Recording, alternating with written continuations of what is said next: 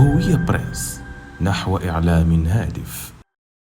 So thanks for joining, and thanks again all the audience to be here. So I just want first still, Mr. لحلو, can you please introduce yourself, because maybe not a lot of people may know you. Thank you very much, Ismail. Thank you very much for the African Business Nuclear platform for the invitation and the organizers. I'm Mohammed Talal Lehlu. So after my PhD in Islamic Finance and Islamic Capital Markets, I specialized in Islamic Finance Consulting and Islamic Finance Structuring also for investment structures. So getting finance and how to invest these funds. Thank you for your introduction. So let's maybe jump directly maybe to the topic. So we know that Africa is needing a lot of growing energy demands for infrastructure needs, but also for education, for infrastructure, for industry as well, to develop this industry. So the energy demand is growing and growing.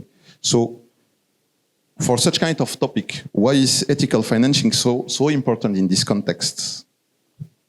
Yes, so as we saw in the morning in the interventions from several countries, the needs in energy in Africa are high. One of the factors is demography. Africa is the fastest growing continent in terms of demographics. So there is a need in energy, and there will be a need while other countries have a declining population. In Africa is fast growing. So there is a high need in many sectors, but the problem is it has to be sustainable. And we have a big problem in Africa. It's debt. We have big debt. We have countries that are appealing to debt instruments. And here I quote, or I remember one of the famous quotes of the previous president of Nigeria, Obasanjo.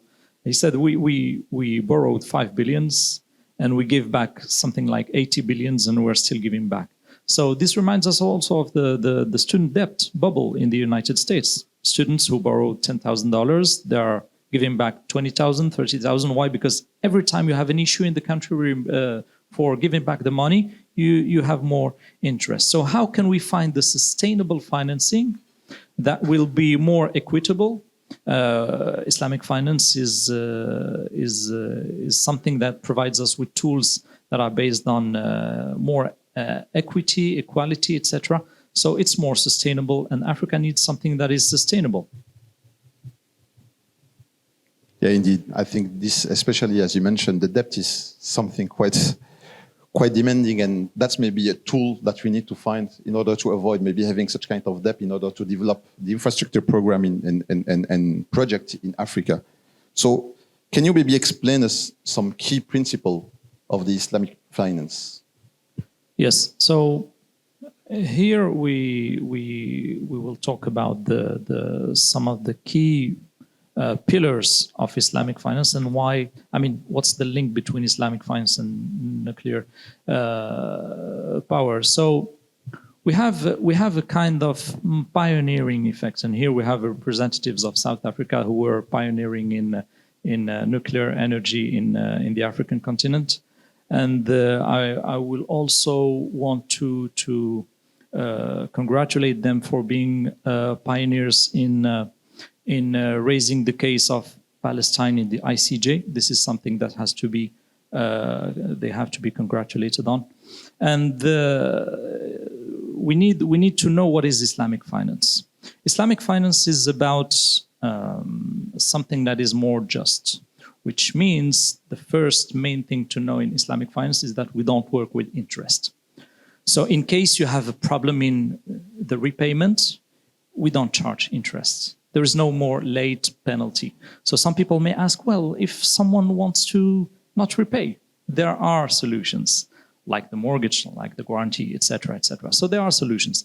So there are 5 main pillars to know in Islamic finance. The first one is the prohibition of interest. And this is something that Islamic finance has been famous about, because it's grounded also in Judaism and Christianity, but Islam has been stressing more about it, especially that last century, while in the other countries, interest-based transactions became something normal. So the first thing is prohibition of interest. The second thing is a kind of symmetry to the prohibition of interest. It's risk sharing. What do we mean by risk sharing? It means we need more justice in this finance. We don't need the class of people or institutions that always win, which means if I finance a project of yours, for instance, and you launch a startup or a project or a nuclear platform, and it's private. If you're successful, we will get our debt back plus interest.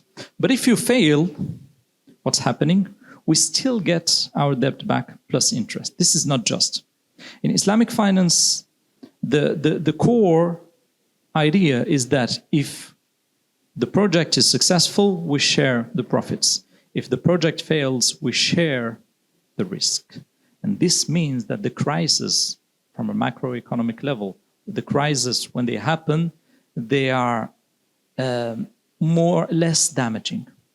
They are more natural and less damaging. This is the second thing. The third thing is that it's asset-backed.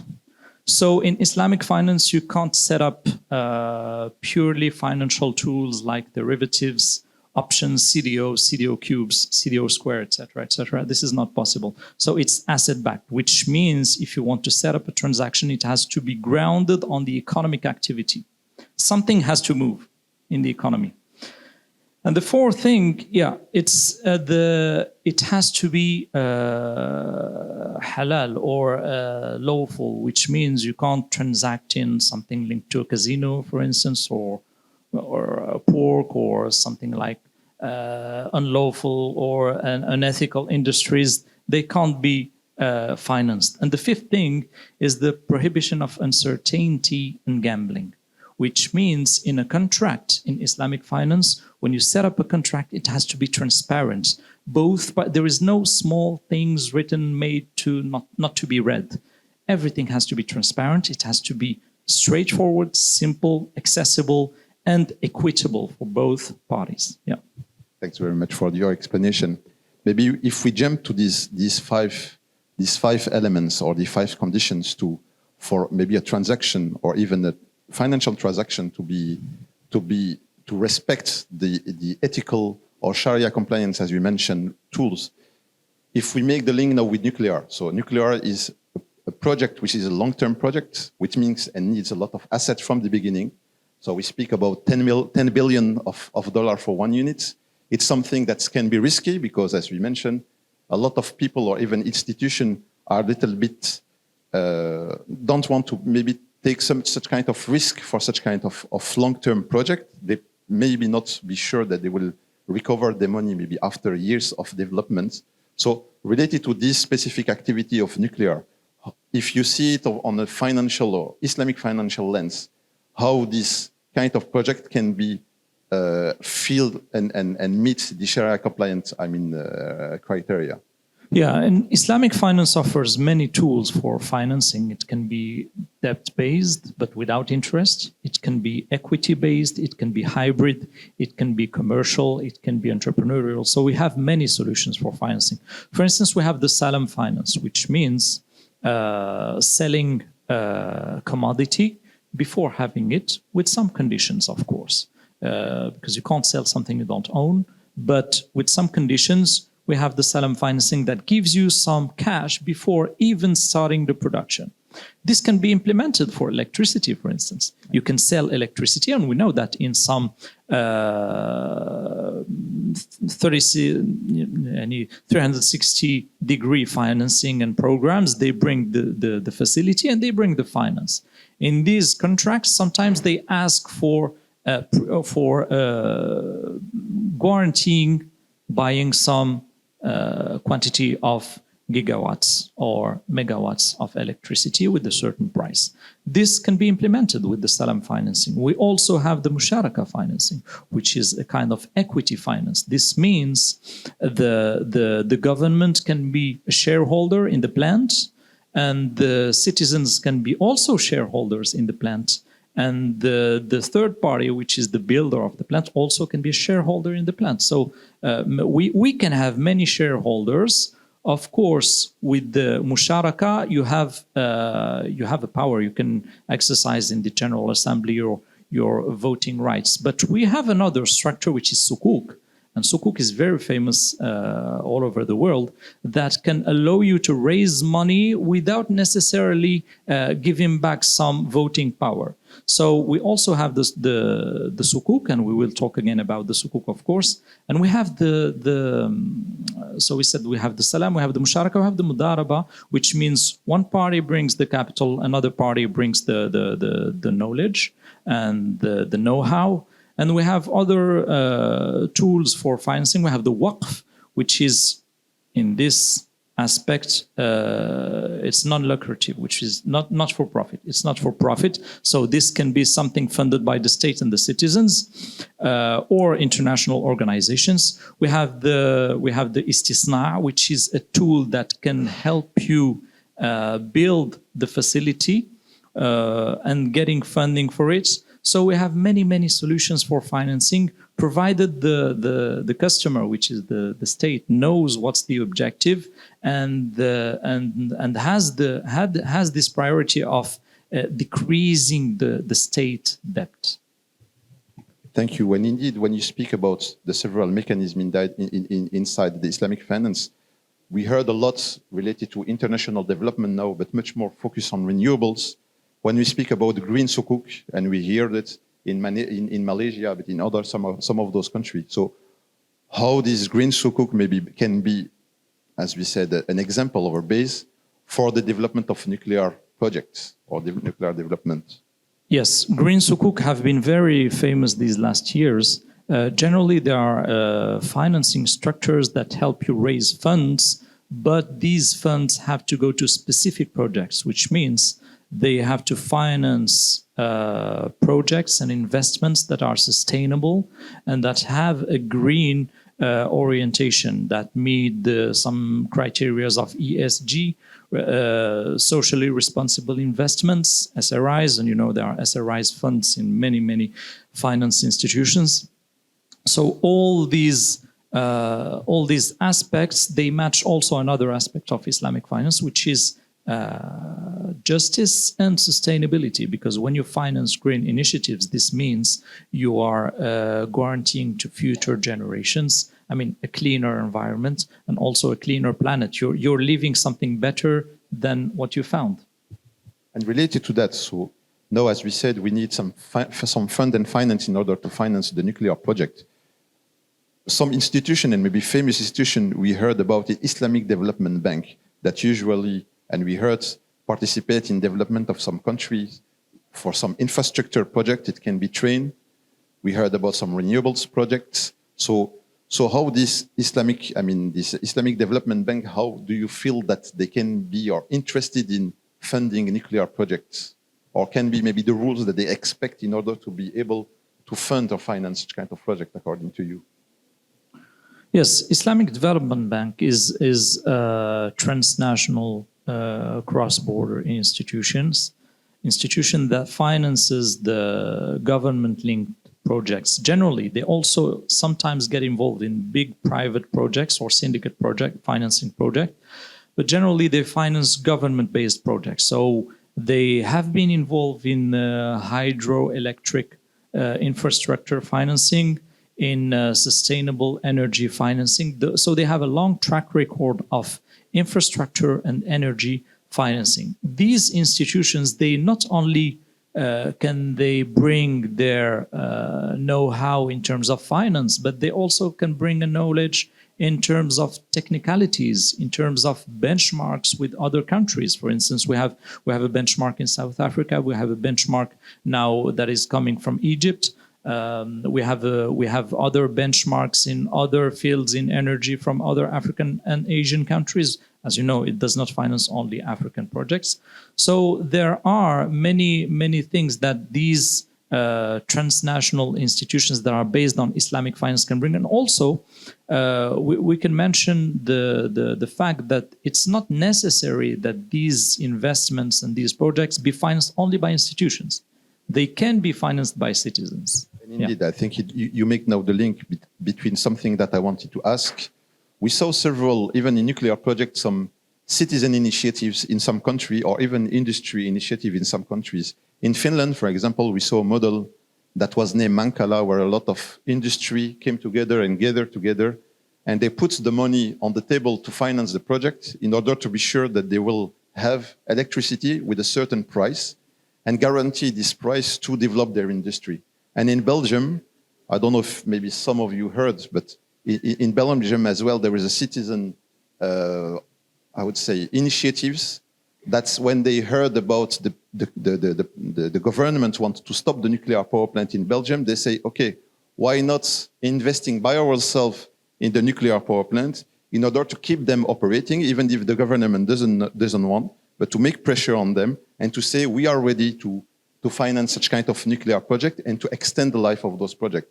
So how do you see this population and even sometimes industry initiative to finance nuclear projects for specific needs? And especially when you spoke the needs, I think one example was the electricity rise price in Europe after the war between Ukraine and Russia, when the price, I think they rise in a very, very high rates.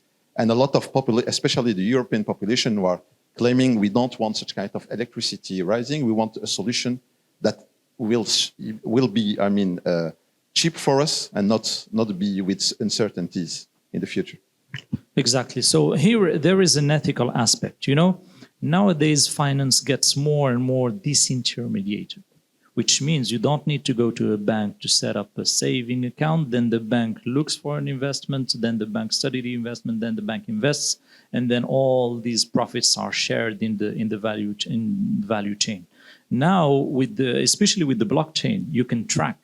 You can track live your investments without a risk of corrupting the chain. So nowadays you can leverage on the blockchain.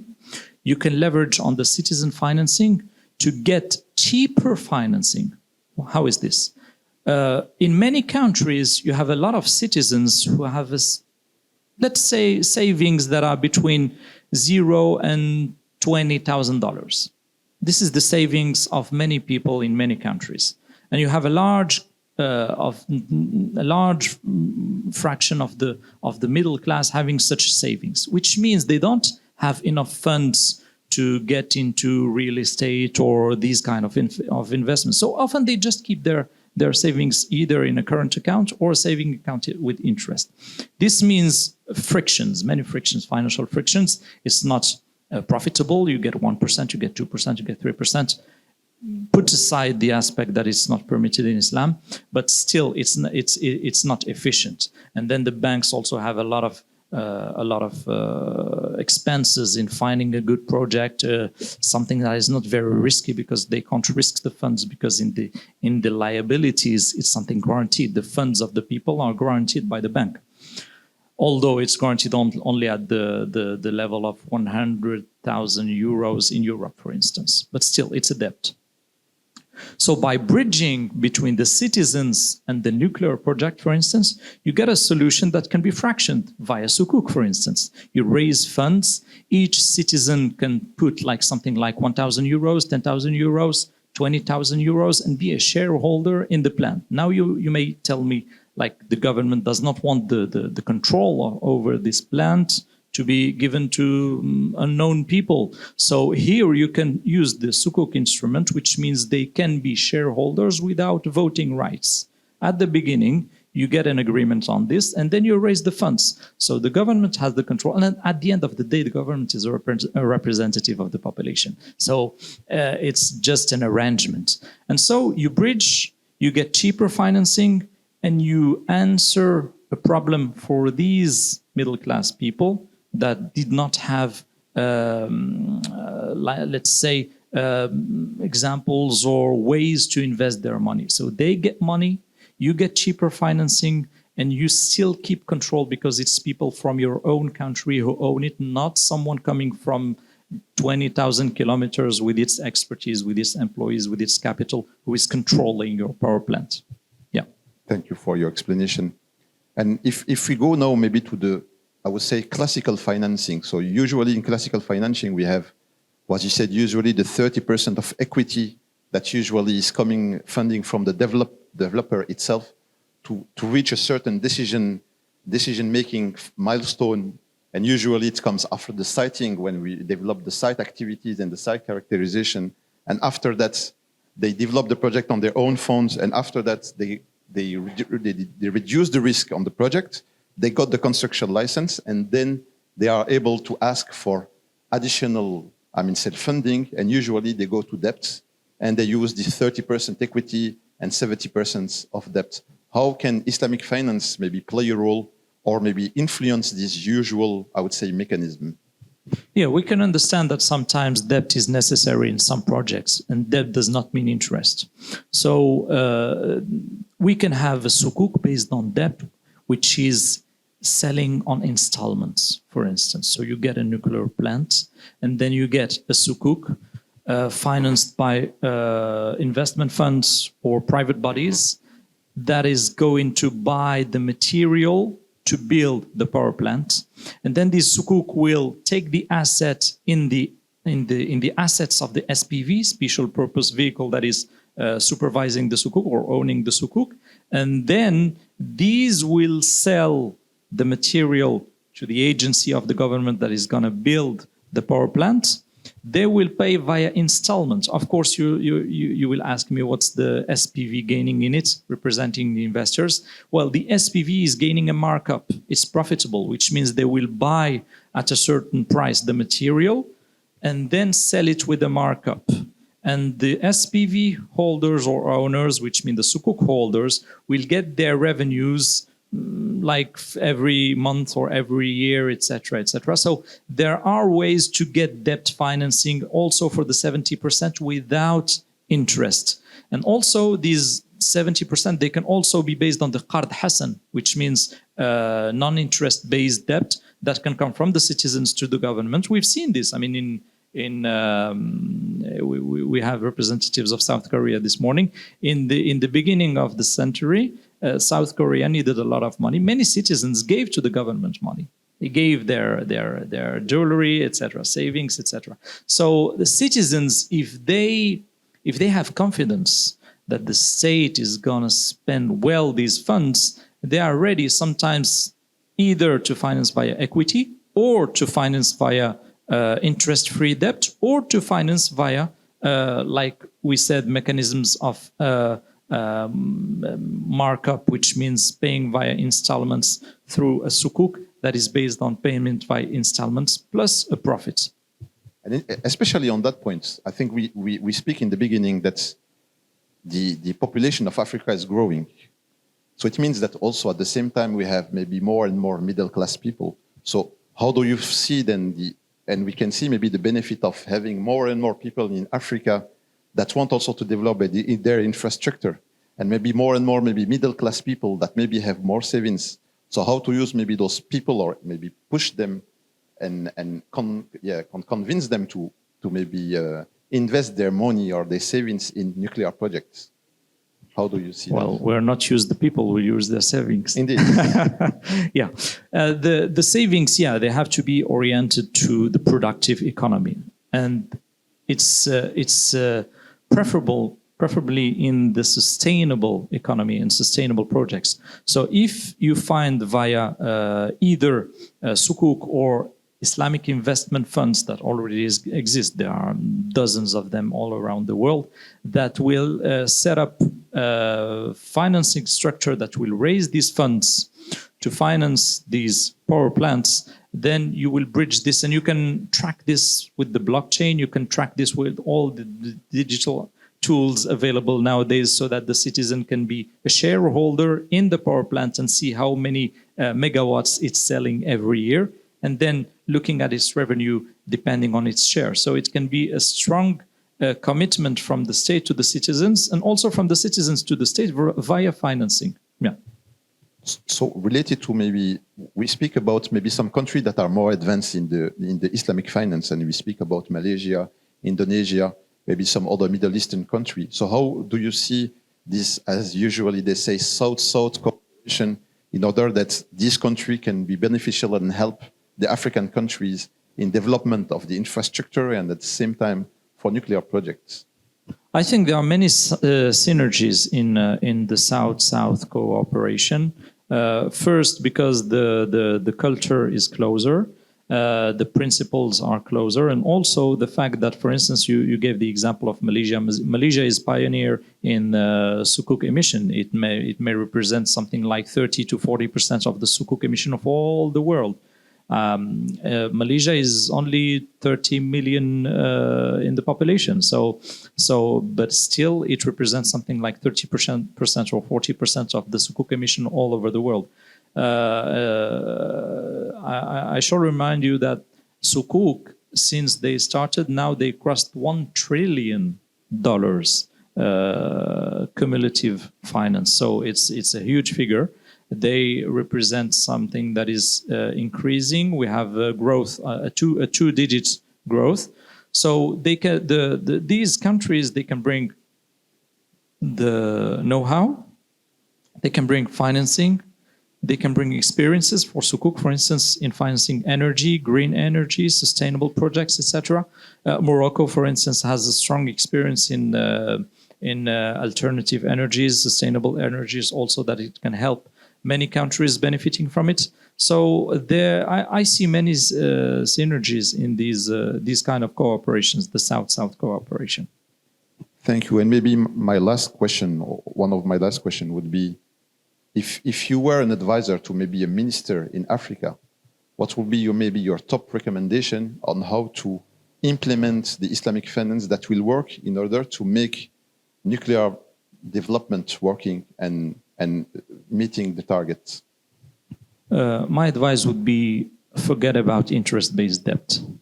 It's generating so many inequalities. The world is getting more and more unequal, more and more crisis. So forget about interest-based financing.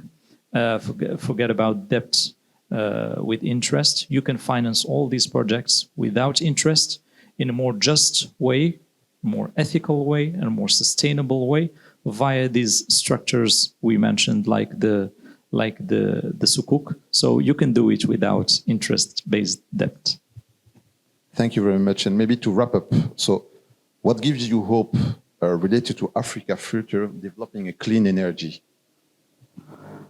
I think the fact that the next decades will be made by Africa, because Africa is the fastest growing now country, and the population is young. So we have a lot of hope that the next decades, maybe you will see Africa pioneering before the end of the century, inshallah. Thank you very much, inshallah. Thank you very much. It was my last question. هوية بريس نحو إعلام هادف.